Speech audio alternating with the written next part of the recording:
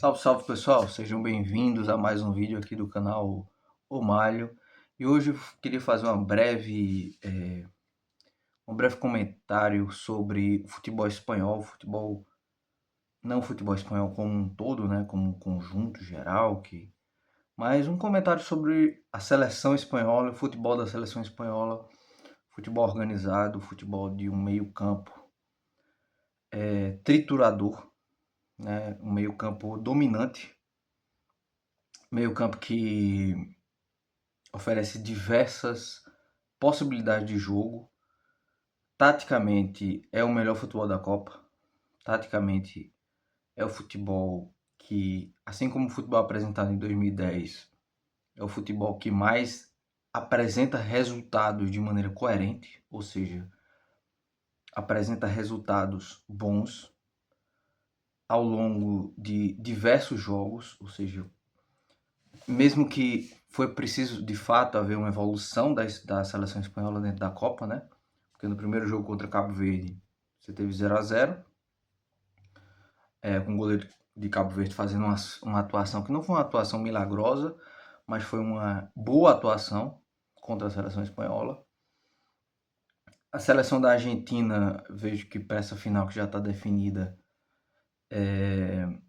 está definido os times, né? Quando eu estou fazendo esse vídeo aqui, a seleção da Argentina tem a missão de procurar imitar o que Cabo Verde fez, só que a seleção espanhola não jogou tão bem contra Cabo Verde. Então, uma série de desconexões também foram possíveis de serem vistas na primeira partida da Copa. Ao longo da Copa, o futebol espanhol virou o futebol de uma seleção que é a melhor seleção da Copa do mundo.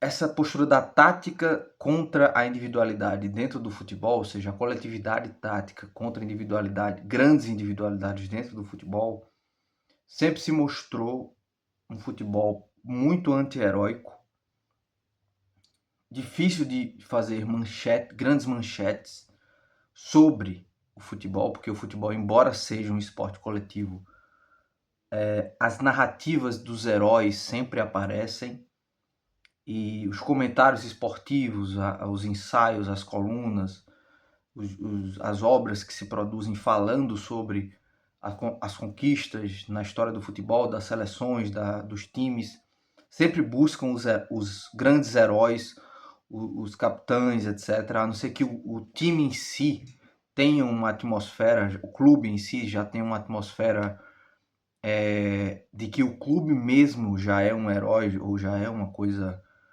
análoga ao transcendental, como por exemplo o título do Corinthians na Libertadores em 2012, que não teve bem um herói, embora você possa colocar isso também o Mundial na conta do Cássio, que é um goleiro, e que seria o herói se fosse parte de qualquer outro clube, seria o grande herói do Corinthians, mas como é um título do Corinthians, então você tem que colocar a narrativa na coletividade, porque o clube está sempre acima dos protagonistas, né?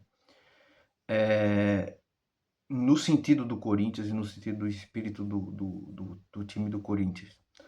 Agora, no âmbito do futebol espanhol, a coletividade está sempre acima dos protagonistas. Tanto que o protagonista da seleção espanhola, que vem jogando bem, mas não vem aparecendo como protagonista, que todos chamavam de Copa dos Protagonistas, mas uma das finalistas é justamente um não protagonista. É uma seleção que não possibilitou um aparecimento ou uma dependência para com seu protagonista, que é o Lamine Yamal, o jovem Lamine Yamal, né?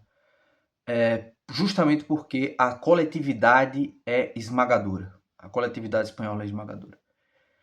Então, o que nós temos nessa final de Copa do Mundo? Nós temos basicamente, que eu vou fazer até um vídeo mais para frente, depois da final, sobre isso, uma seleção que é o anti-heroísmo completo, que é a seleção espanhola. Ela é uma seleção anti-heróica, é uma seleção completamente contra essa questão das narrativas sobre os protagonistas, dentro de uma Copa que é a Copa dos protagonistas, né? É uma seleção que demonstrou que a grande narrativa dos protagonistas, das individualidades, do time mágico que estava se formando, do futebol, que ainda é o futebol que mais agrada o povo, que é o futebol francês, foi completamente anulado pela tática espanhola, anulado, porque para aparecer o brilho individual de determinados atletas, você tem que ter a posse de bola constante desses atletas. Aí vai lá, sua criatividade, sua individualidade, faz uma vez, erra, faz duas vezes, erra, na terceira vez a magia aparece. Só que quando tem apenas uma oportunidade, é difícil. Uma, duas, é difícil que a magia desses atletas apareça, né? Então, são atletas que são anulados por essa tática. Foi o que aconteceu com o Kylian Mbappé, que hoje, do ponto de vista individual, na minha opinião, é o melhor jogador do mundo, mas simplesmente não apareceu. Foi completamente anulado, foi destruído a qualquer possibilidade de fazer qualquer coisa no jogo contra a Espanha, né? Então, essa final que nós temos, que é a final da garra, a final de faltas táticas muito bem feitas, que são as faltas táticas da seleção argentina, que é aquela falta que sempre tem a ambiguidade, será que foi, será que não foi, e o juiz está sempre decidindo que não foi, né? Então a Argentina está sendo sim favorecida pela arbitragem nessa Copa do Mundo, desse ponto de vista interpretativo, né? Tiveram um lance mais polêmico sim, lance que os jogadores argentinos fizeram faltas que são graves, precisavam ganhar cartão amarelo por conduta antiesportiva, né? Então acho que é o anti-heroísmo contra o antijogo. O antijogo e o anti-heroísmo espanhol, né? Contra o antijogo, contra a garra e contra o protagonismo, mais uma vez, de Lionel Messi, né? Que é o homem que conquistou as Malvinas, né? Conquistou as Ilhas Malvinas aí nesse jogo contra a Inglaterra, com 2 assistências para gol, né? Uma tática completamente louca aí do técnico inglês, após fazer 1-0, né? Ao invés de se defender com posse de bola, colocou o time todo atrás. Mas enfim, vamos vendo essa final aí e vamos vendo como se desenrola essas forças do futebol, que eu comentei brevemente aqui essas características fundamentais de times, do anti-heroísmo, da coletividade contra times de grandes individualidades, enfim. Vamos vendo aí nesse esporte mágico como é que isso se desenrola.